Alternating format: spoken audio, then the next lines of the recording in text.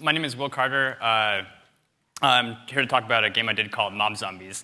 And I like to think of it as like a place-based arcade game. So, like Brady was saying, back in 2005, like a long time ago, we made this thing that was this crazy accelerometer-based deal that you actually use to control a virtual character by actually running around. And our real goal was to connect people to the physical environment in a more concrete way. And so when the iPhone 3GS came out, we were kind of like, oh, this would be like a year ago or whenever it came out. This would be a cool thing to port and see kind of if we can get this to a bigger platform and see what people would do with it. So at the time, we were also playing around a lot with Foursquare and kind of got into their API pretty early. I don't even know when, but it was sort of sparse then. But even then, it was like we saw that it was this amazingly powerful tool to kind of really create value about places. And so we're thinking, how can we kind of tie this data in to what we're trying to do with this weird game about zombies? So the kind of conceit is, OK, how can we roll this data into here? And we thought, OK, we can kind of take this idea of the digital traces that somebody's leaving behind with their check-ins, and we can kind of think about how we can use that to form a narrative or a game mechanic and to sort of augment what we have. And so you kind of play this character who's been dispatched into this computer network by this fake government agency to kill off all these zombie viruses that were created by sort of real human activity at real places. And so that's really kind of how we figured out to use these check-ins and stuff like that to create this sense of the digital traces that people leave behind to add value to the game. So how does this work? Ignore that new movie thing. It doesn't mean anything.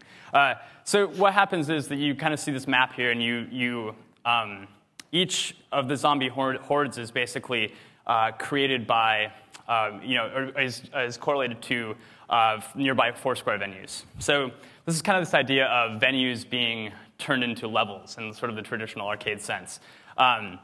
And so it's kind of like Dennis was saying with the Foursquare badges, we also have sort of missions that work in a similar way, but sort of in addition to getting people to do a lot of things that that Foursquare players are doing to go new places and do these kind of amazing things.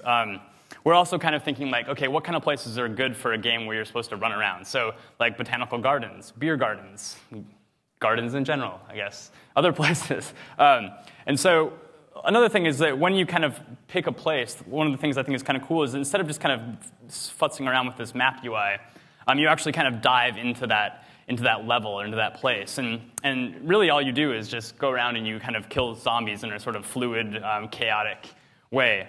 But one of the things that's kind of cool is that each one of these sort of levels or these places is really created by different types of information that we're getting about the place from the Foursquare API. And as that API develops, when we get more and more information, we can make more and more kind of cool stuff that's happening at these levels. And so right now, this is a simple version. It's just mapping the number of historical check-ins to the number of zombies there. And this is quickly becoming unscalable with the growth of Foursquare. But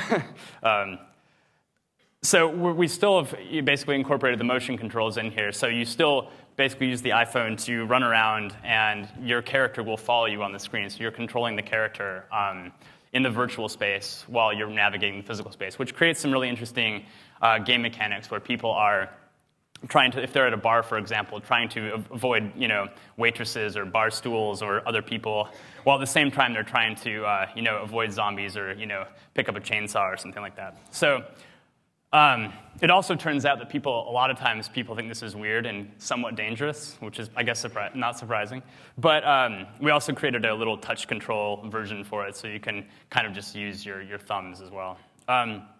So another kind of cool Foursquare thing we have is that each time you check into the game or you go into a level, it kind of takes the people that are around you. So if I was going to check in right now and play this game right now, I'd have all 79 of you or whatever that I'd actually be able to fight in the form of these sort of unicorn blood-spewing rainbow zombies. And the number of times you've actually checked into that place determines actually how difficult it is to kill. So it's kind of this weird mechanic that we're able to get where it's like, hey, we're like actually interacting in this weird way with these people that are in this space.